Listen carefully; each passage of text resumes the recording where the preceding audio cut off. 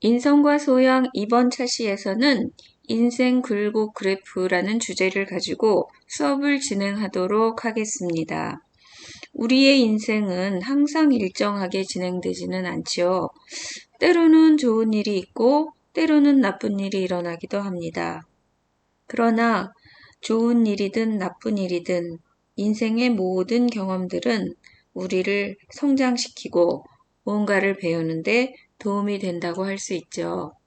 오늘 이 차시에서는 여러분의 인생을 과거와 현재와 미래로 나누어서 돌아보는 시간을 갖도록 하겠습니다. 학생 여러분, 수업할 준비가 되셨나요? 본격적으로 수업을 진행하기에 앞서서 화면에 나와 있는 대로 자신의 감정과 유사한 그림을 찾아서 한번 체크해 보세요. 자신의 감정 상태가 왜 그러한지 발생하게 된 원인을 잠시 생각해 보시고 강의에 참여하기 위해 강의를 시작하기에 앞서서 어떠한 감정 상태로 전환해야 되는지 생각해 보는 시간을 잠시 가져보도록 하겠습니다. 여러분과 만나서 이 수업을 진행하면서 즐겁고 재미있고 또 유익한 그러한 수업이 될 수 있도록 여러분의 감정 상태도 좋은 상태로 수업을 하기 위한 상태로 전환을 해 주시기 바랍니다.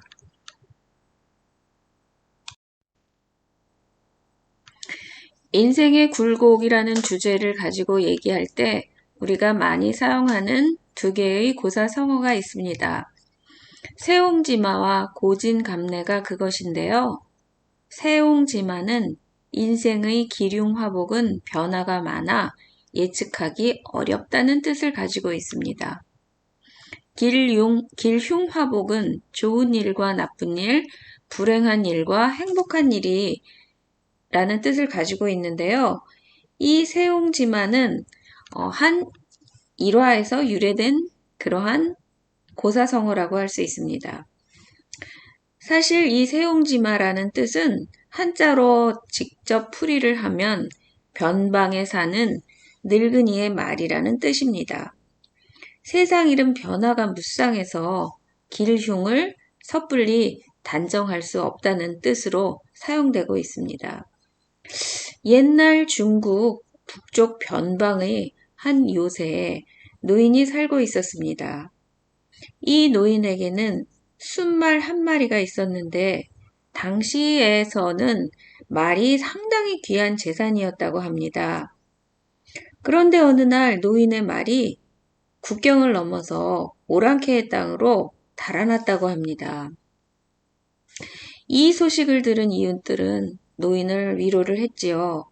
그런데 도리어 노인은 속상한 기색 없이 괜찮습니다.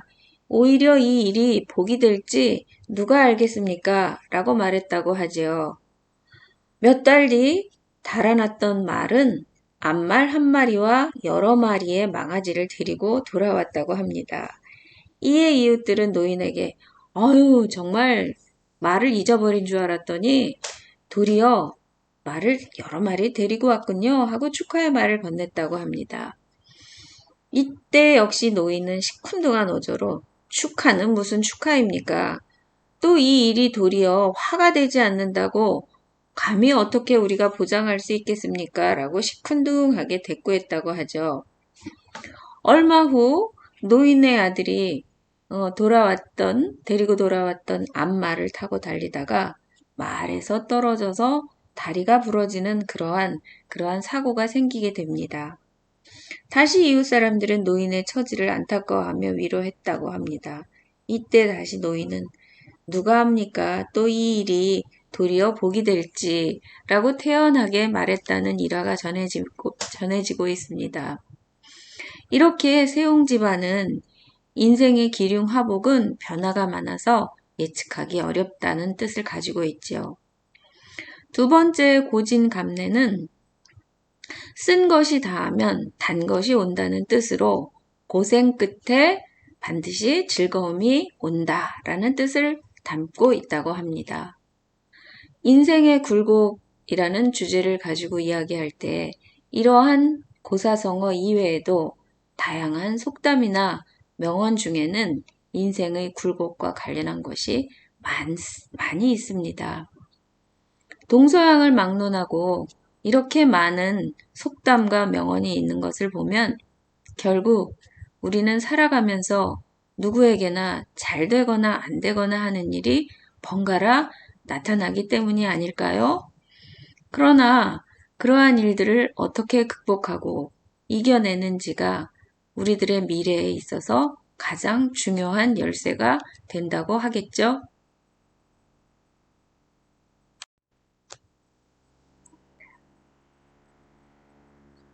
영국의 평론가이자 역사가인 토머스 칼라일은 프랑스 혁명이라는 위대한 역작을 남긴 그러한 그 작가로 알려져 있는데요. 이 프랑스 혁명사에 관한 아주 재미있는 일화가 전해지고 있죠. 토머스 칼라일은 몇 년간의 노력으로 엄청난 분량의 원고를 완성했다고 합니다. 이 완성된 원고를 친한 친구에게 탈고를 부탁했는데요. 친구의 하녀는 이 원고를 보고는 쓸모없는 종이로 알고는 그만 난로에 태워버리고 맙니다.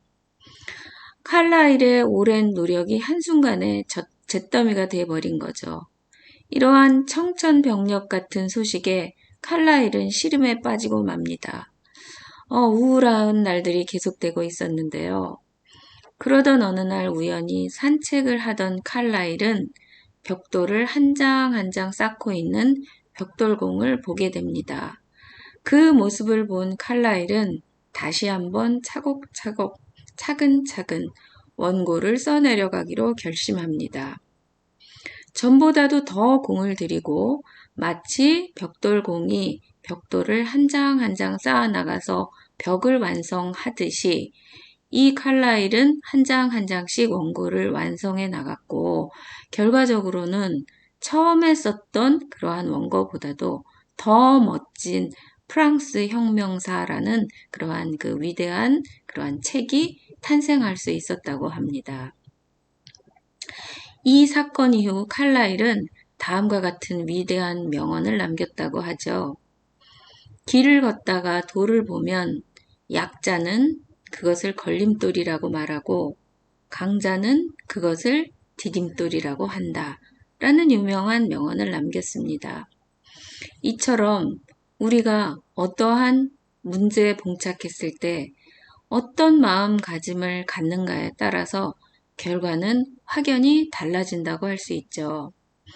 나의 노력과 실천으로 걸림돌을 줄여나가고 디딤돌을 늘려나가서 삶의 어려움을 겪어내고 또 극복해 나가는 자세가 우리에게는 필요하다고 할 수 있죠.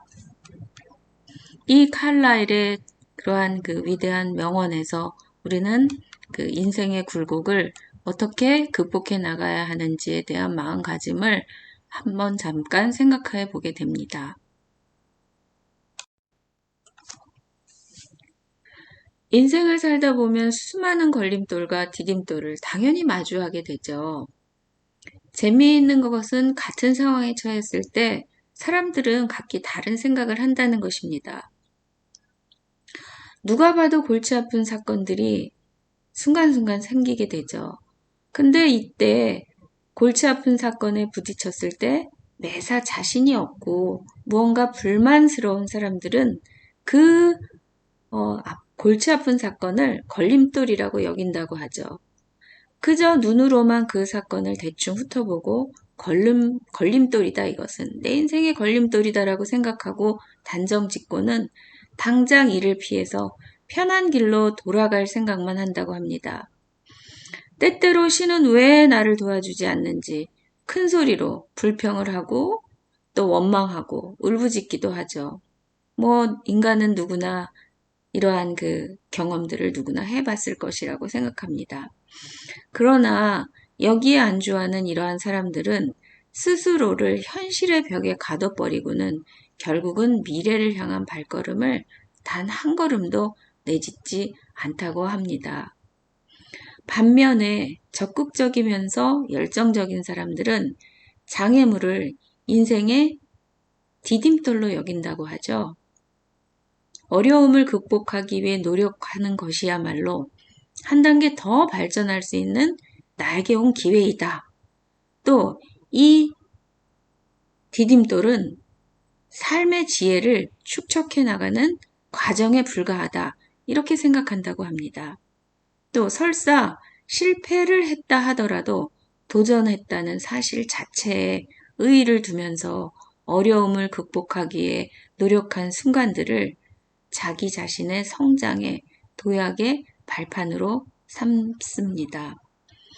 이런 사람들 앞에서는 어떤 고난과 역경도 걸림돌이 아닌 디딤돌로 작용을 하는 것입니다. 다시 말해서 성공하는 사람들은 위기를 두려워하지 않고 위기를 딛고 올라서고 걸림돌이 아니라 디딤돌이라는 생각을 하는 것입니다.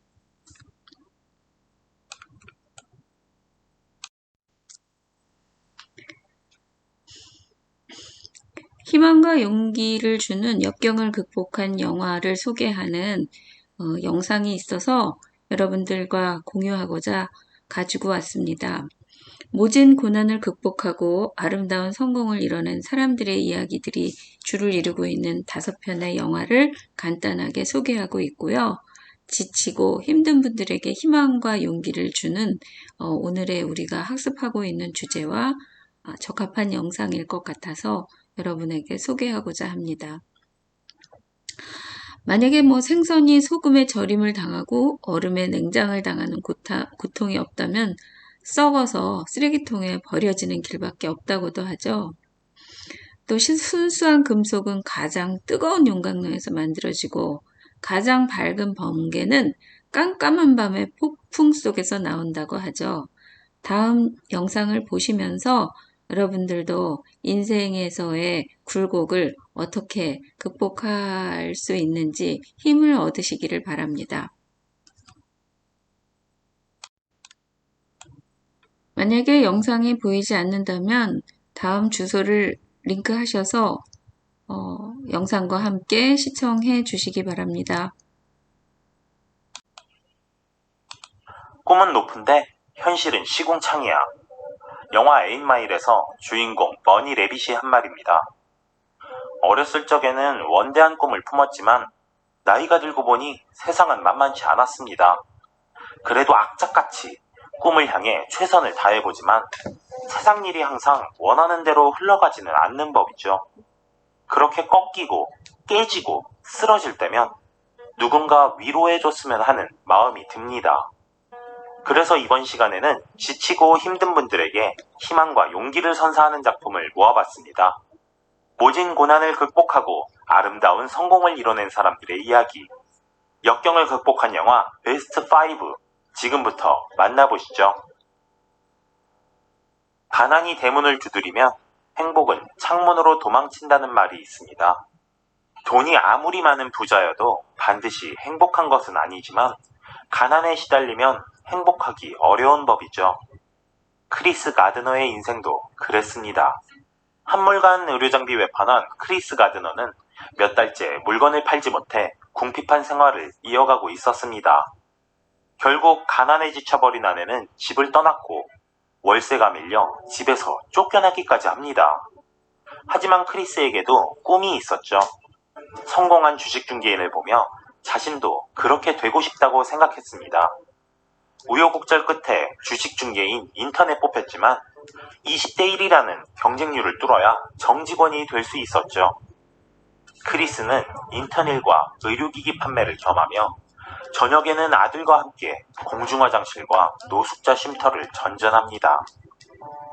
행복을 찾아서는 도무지 행복할 수 없어 보이는 한 사내의 이야기를 보여줍니다.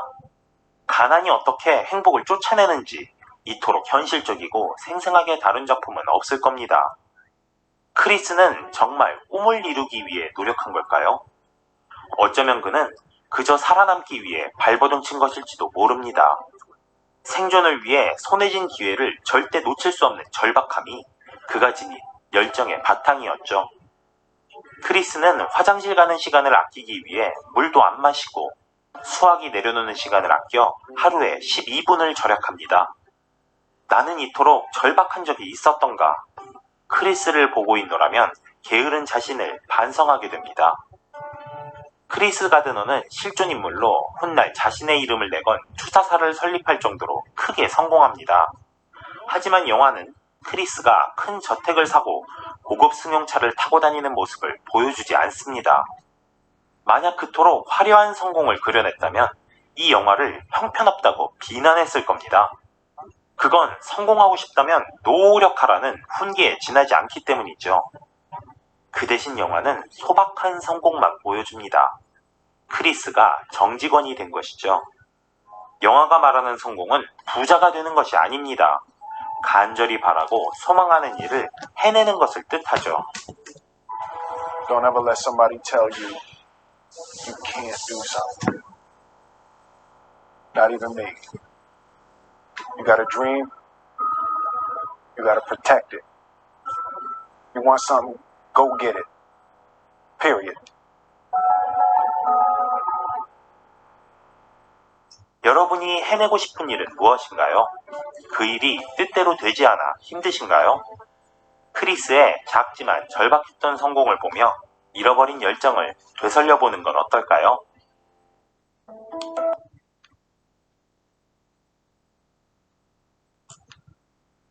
이 꿈을 말했을 때 주변 사람들은 뭐라고 말하던가요? 미쳤어. 제정신이야? 그게 되겠어? 하지만 그런 이야기를 들으면서도 꿋꿋하게 자신이 믿는 말을 이어간 사람이 있습니다. 자신조차도 미친 짓이라 여기면서 말이죠. 평범한 농부였던 레이 킨셀라는 어느 날 의문의 목소리가 속삭이는 소리를 듣습니다.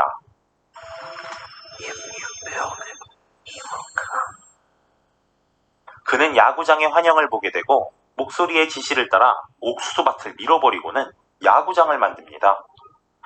주변 사람들은 모두 레이를 미쳤다고 생각했죠. 레이 자신도 그저 한 번의 일탈 정도로 생각했습니다. 하지만 의문의 목소리는 끊이지 않았고 레이는 농장이 넘어갈 수도 있는 위기를 뒤로 한 채 보스턴으로 여정을 나섭니다. 야구를 좋아하시는 분이라면 꿈의 구장으로부터 큰 감동을 얻을 수 있을 겁니다. 영화 속 모든 인물들에게서 진한 야구 사랑을 느낄 수 있죠. 한편의 동화 같은 이야기인데다 주인공이 겪는 고난이 너무도 쉽사리 해결되기 때문에 이 영화가 역경을 극복하는 작품과 상관없어 보일 수도 있습니다. 그럼에도 꿈의 구장을 선택한 이유는 이 영화가 꿈이란 무엇인지 뭉클하게 전해주고 있기 때문입니다. It was like having you this close to your dreams, and then watch them brush past you like a stranger in a crowd. At the time, you don't think much of it.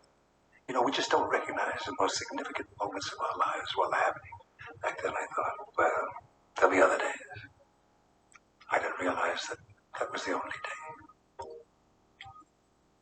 살다 보면 간절한 꿈을 포기하는 경우도 있습니다.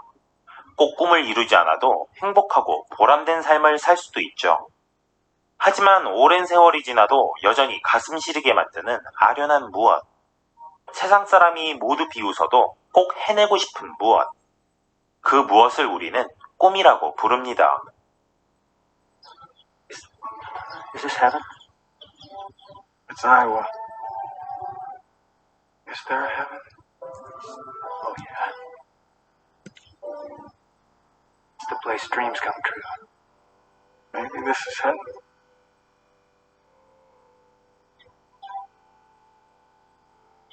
싫은 일에 애쓰는 것을 스트레스라 부르고 사랑하는 일에 매진하는 것을 열정이라고 부릅니다. 열정을 다 바쳐 사랑하는 일을 할 수 있다면 아마도 그곳이 천국이 아닐까요?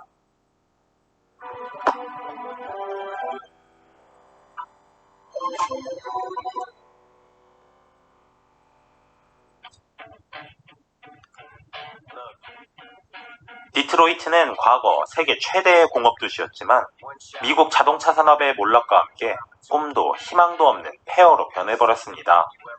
실업자와 갱스터가 넘쳐나는 범죄 도시. 그곳에 백인 래퍼 머니 레빗이 있었습니다. 처음으로 랩 배틀에 나선 레빗은 긴장한 나머지 구토를 하고 무대에서는 그만 꿀먹은 벙어리가 되어버립니다. 여자친구와 헤어져 돌아갈 곳도 없어 엄마가 사는 트레일러로 향하지만 엄마는 웬 놈팽이와 동거 중이었죠. 시궁창 같은 신세를 한탄하지만 한탄하는 것으로는 아무것도 해결할 수 없었습니다.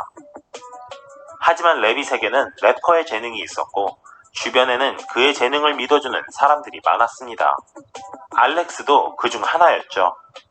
레빗과 알렉스는 서로에게 호감을 느끼고 관계는 급속도로 발전합니다.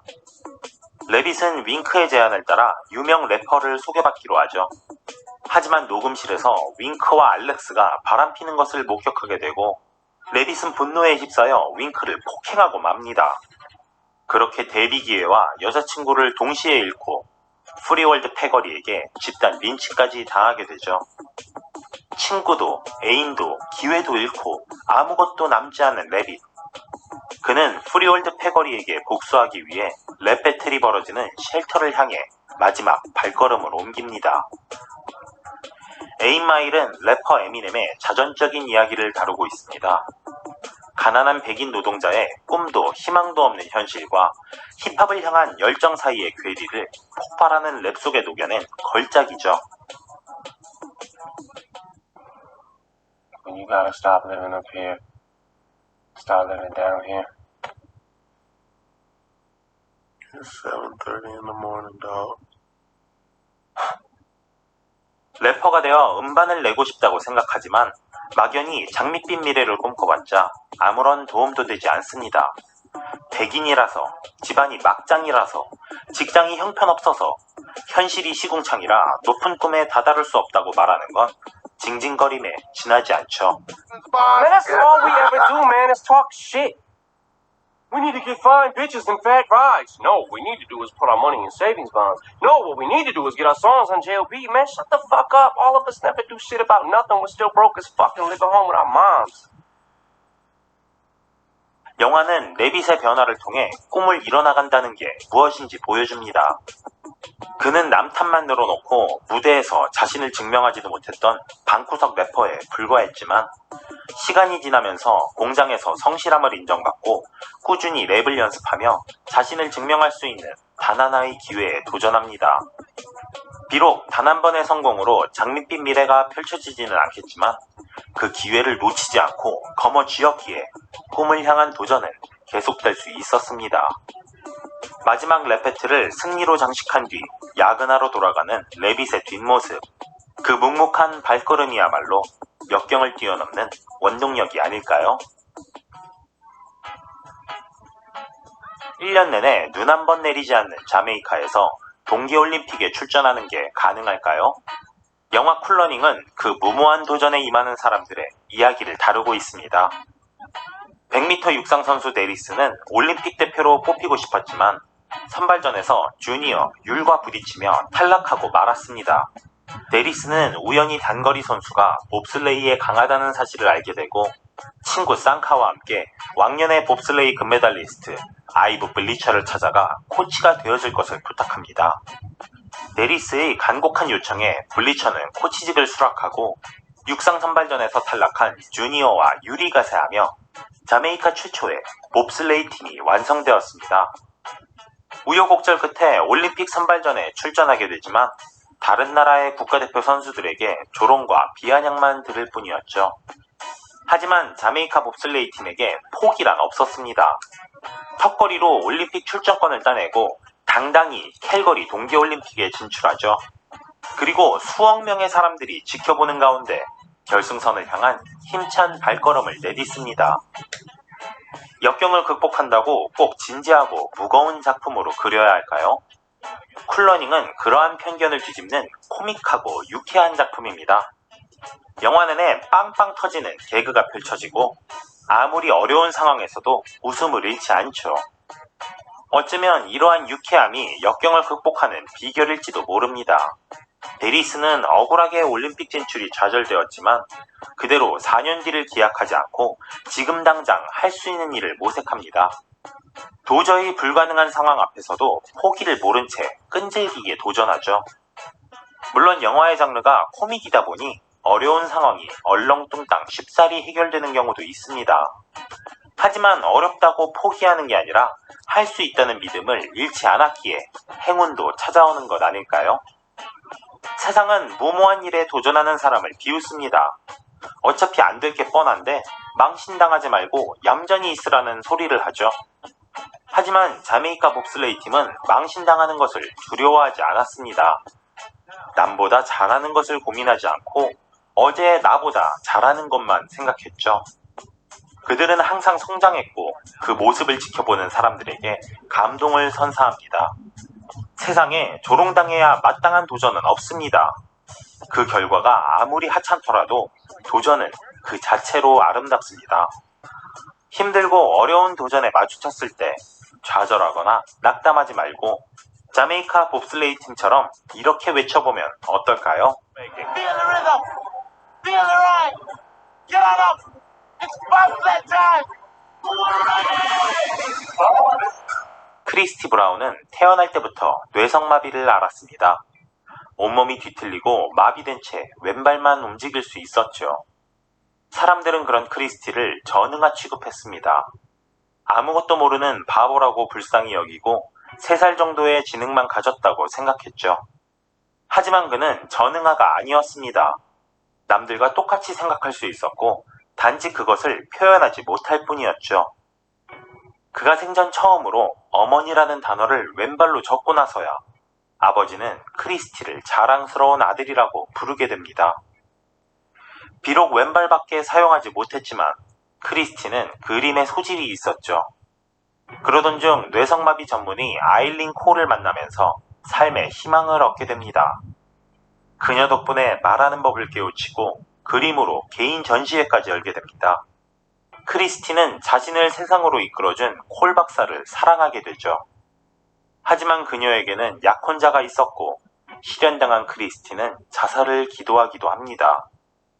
그러나 어머니의 헌신적인 사랑으로 절망을 딛고 일어서 자신의 일생을 담은 자서전을 내놓아 작가로 성공하기에 이릅니다.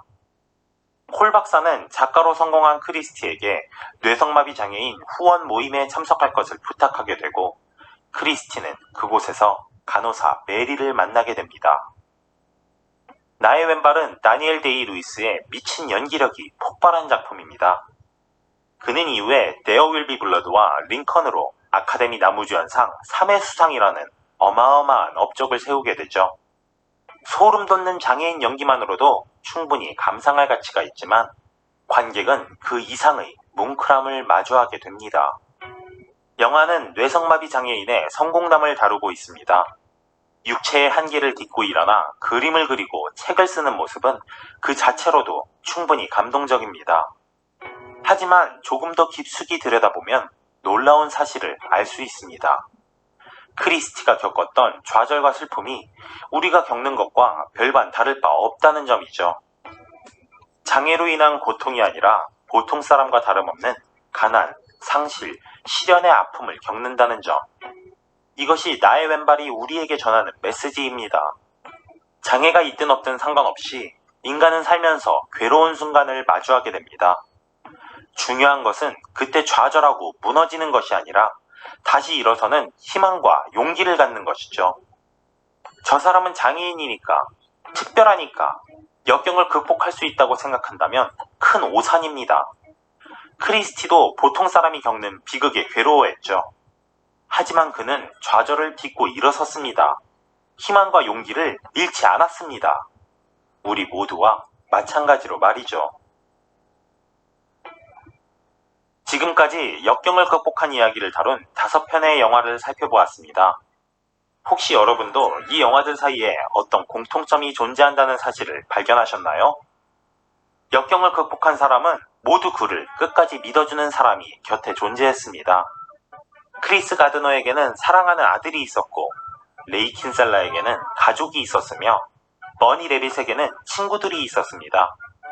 자메이카 봅슬레이 팀에게는 동료가 있었고 크리스티 브라운에게는 어머니가 계셨죠. 역경에 빠진 사람을 끌어올리는 가장 강력한 힘은 바로 사랑하는 사람의 믿음이었습니다. 그들의 따스한 마음이 차디찬 좌절과 슬픔을 몰아내고 희망과 용기를 되찾아 주었죠. 여러분의 주위를 한번 둘러보세요. 절망에 빠져 고통당하는 사람이 있다면 도움의 손길을 내밀어 주세요.